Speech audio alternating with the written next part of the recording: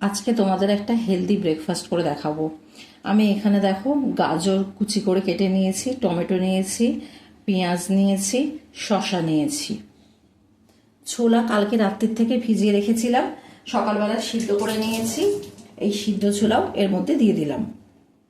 এবার দিয়ে দিচ্ছি পরিমাণ মতো নুন, আর দিয়ে দিচ্ছি মরিচ। এখানে দেখো কাঁচা লঙ্কা ছোট ছোট করে কেটে রেখেছি, আর রেখেছি ডিম পিস পিস করে কেটে।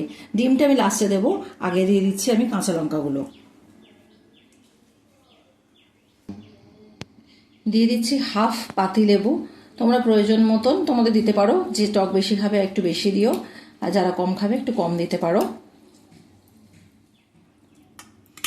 এবার আমি চামচের সাহায্যে সবগুলোকে খুব ভালো করে মিশিয়ে নেব, যাতে নুন, লেবু, লঙ্কা, মরিচ সব এগুলোর সাথে ভালোভাবে মিশে যায়। ভালোভাবে মিশিয়ে নিয়েছি। এবার আমি ওপর থেকে এই ডিমগুলো আস্তে আস্তে দিয়ে দেব। তোমরা ডিমগুলো একদম আঁচিয়েও নিতে পারো, আমি একটু গোটা গোটা থাকবে বলে এরকম পিস পিস করে নিয়েছি। তো হালকা করে এটা মিশিয়ে নেব ডিমটা এর সাথে। তৈরি হয়ে গেল আমার একদম হেলদি ব্রেকফাস্ট। এটা একটা খুব ভালো হেলদি ব্রেকফাস্ট। ছোলায় তোমাদের প্রচুর ফাইবার রয়েছে, প্রোটিন রয়েছে, জানো।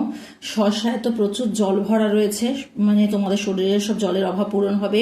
গাজর, টমেটো এগুলোতে ভিটামিন এ রয়েছে, তার সঙ্গে টমেটোতে ভিটামিন সি রয়েছে, লঙ্কায় ভিটামিন সি রয়েছে, আর ডিমে তো প্রচুর পরিমাণে প্রোটিন রয়েছে আর ভালো ফ্যাট রয়েছে।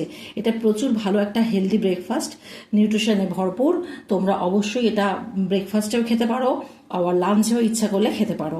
আর যারা ডায়েট কন্ট্রোল করছো তাদের জন্য তো খুবই ভালো, তোমরা এটা ট্রাই করে দেখতে পারো।